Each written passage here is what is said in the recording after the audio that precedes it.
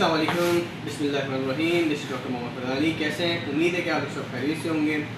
आज का मेरा टॉपिक जो है वो प्रेगनेंसी कैटेगरी के हवाले से है कि प्रेगनेंसी कैटेगरी में कौन कौन सी मेडिसिन आप यूज़ कर सकते हैं। तो एफडीए ने सबसे पहले जो है 5 कैटेगरीज जो है वो हम लोग को बताई हैं, category A, B, C, D और एक्स। सबसे पहले बात करते हैं कैटेगरी ए की। अच्छा, कैटेगरी ए में जो है वो हमारे पास बहुत सारी स्टडीज़ मौजूद हैं जिसकी वजह से कैटेगरी ए की जो मेडिसिन हैं वो सेफ़ हैं और प्रेगनेंसी में आराम से आप ले सकते हैं। कैटेगरी बी में क्या है, कैटेगरी बी में हमारे पास ह्यूमन पे कोई स्टडी नहीं है, लेकिन एनिमल पे हमारे पास स्टडी मिलती है, जिसके बुनियाद पे ये है कि वो भी हमारे पास तकरीबन कैटेगरी बी भी हमारे पास सेम है, आप प्रेगनेंसी में ले सकते हो उसको।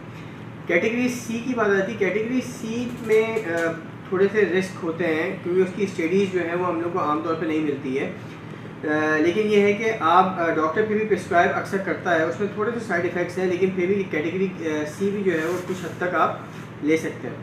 कैटेगरी डी के अंदर जो है वो ह्यूमन एरर्स और ह्यूमन रिस्क फीटस पे रिस्क होने के चांसेस होते हैं, जिसकी वजह से कैटेगरी डी जो है वो बिल्कुल हम नहीं ले सकते। प्रेगनेंसी में जो है वो मेडिसिन डॉक्टर जो है अक्सर वो कैटेगरी डी की मेडिसिन नहीं देता। कैटेगरी एक्स की बात आती है। कैटेगरी एक्स में स्टडीज़ मौजूद हैं ह्यूमंस के ऊपर, एनिमल्स के ऊपर भी, कि कैटेगरी एक्स तो बिल्कुल नहीं लेना चाहिए कि वो फीटस में एबनॉर्मलिटीज़ पैदा कर देता है। अब बात आ जाती है कि प्रेगनेंसी में हम कौन सी मेडिसिन ले लें और किस कैटेगरी पे बिलोंग करती है। अब फॉर एग्जांपल जैसे आम तौर पे प्रेगनेंसी के अंदर लेडीज़ को शिकायत होती है कि नज़ला है, खांसी है, तो हमें कौन सी ऐसी एंटी एलर्जी लेनी चाहिए जो सेफ़ है और कैटेगरीज के अंदर, कैटेगरी ए बी के अंदर आती है।